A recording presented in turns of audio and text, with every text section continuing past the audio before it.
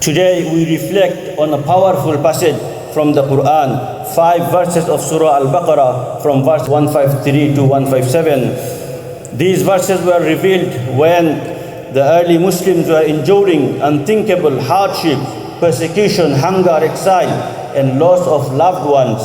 Yet Allah subhanahu wa ta'ala did not leave them in despair. Instead, He gave them a roadmap, a way to face trials with dignity, with strength, and with hope. That roadmap is not only for them, but for us as well. Because every one of us will face trials in our own lives.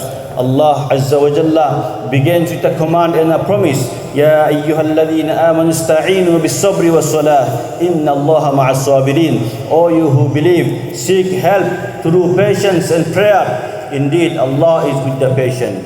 Allah subhanahu wa ta'ala here commands the believers to seek help through sincere prayer and steadfast patience in order to endure hardship, carry out acts of obedience, avoid sins, and face the trials decreed by Him. Our faith requires staying strong through hardships, facing harm from others, and enduring the test that life brings. This strength comes only through patience and prayer. The Prophet sallallahu alaihi wasallam himself, when overwhelmed, would turn to prayer. Huzaifa radiallahu anhu reported, كان النبي صلى الله عليه وسلم إذا حزبه أمر صلى. Whenever the Prophet sallallahu alaihi wasallam faced a difficulty, he would turn to prayer. So when life weighs heavily on us, when stress, sadness, or fear take hold, let us also seek help with sabr and salah. This is the first step toward relief.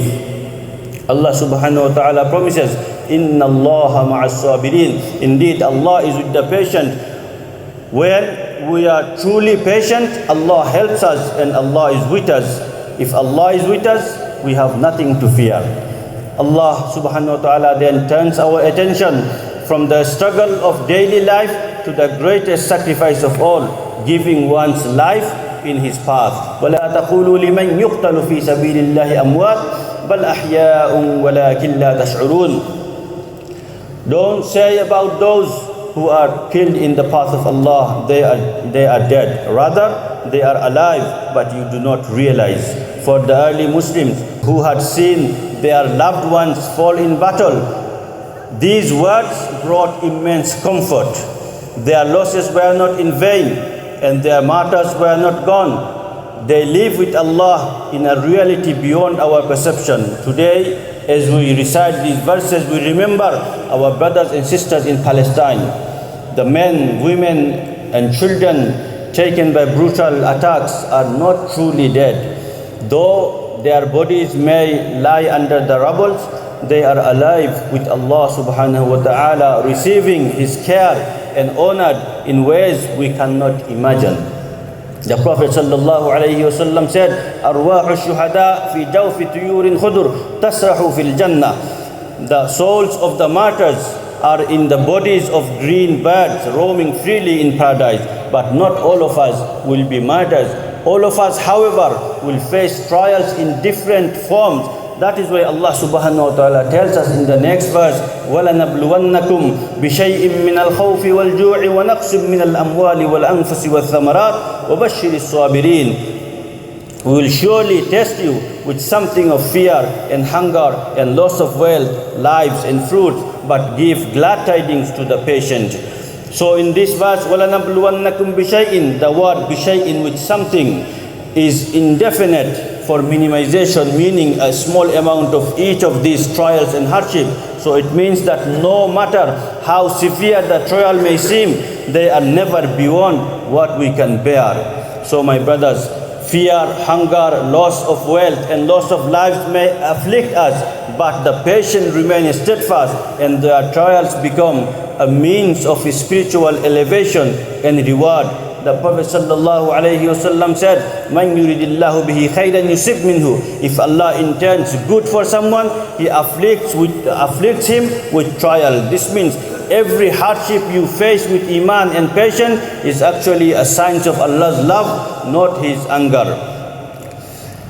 My dear brothers, in the next verse Allah subhanahu wa ta'ala teaches us the very words to say when calamity strikes. الَّذِينَ إِذَا أَصَابَتْهُمْ مُصِيبَةٌ قَالُوا إِنَّا لِلَّهِ وَإِنَّا إِلَيْهِ رَاجِعُونَ. Those who say when afflicted with calamity, indeed we belong to Allah and indeed to Him we will return.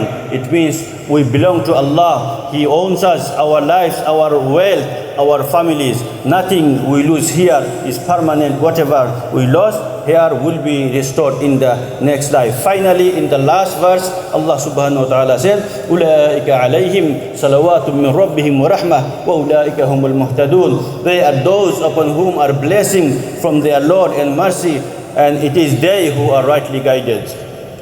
So, my dear brothers, these verses teach us that in every situation in life, whether in happiness or sadness, ease or hardship, we will turn to Allah, seek His help through prayer and patience, remain steadfast in obeying Him, avoid disobedience, and firmly believe that His plan is always for our benefit. So let's take this lesson to our heart when life tests us. It surely will. Let's remember to stand firm in prayer, to bear with patience, to utter that indeed we belong to Allah and indeed to Him we will return, and to trust Allah's promise that no hardship goes unnoticed. Wa akhiru da'wana anil hamdulillahi rabbil alamin.